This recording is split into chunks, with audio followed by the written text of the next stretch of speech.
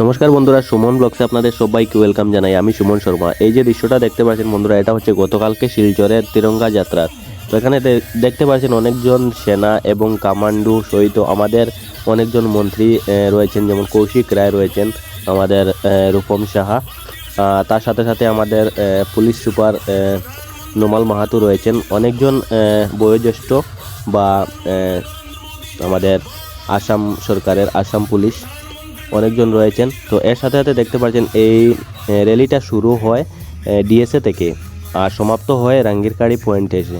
তো বন্ধুরা, কিছুদিন আগে যে আমাদের পাকিস্তানের সাথে যে যুদ্ধ হয়েছিল, সেই যুদ্ধ জয়ী হওয়ার জন্য আমাদের সিন্দুর অপারেশন যেটা সাকসেসফুল হয়েছে, আমাদের প্রধানমন্ত্রী শ্রী নরেন্দ্র মোদী যেটা নেতৃত্ব করেছেন এবং আরম্ভ করেছেন।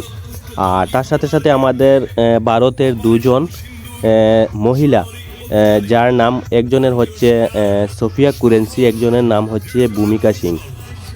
তো আমাদের দুজন সেনা যারা এয়ারফোর্স, তো ওনারা অনেক সুন্দরভাবে কাজ করে সাফল্য অর্জন করেছেন। ওনাদেরকে আমি মন থেকে ধন্যবাদ জানাই। তার সাথে সাথে এখানে যারা যারা আছেন বৃষ্টিতে ভিজে ওনাদেরকে ধন্যবাদ জানাচ্ছেন।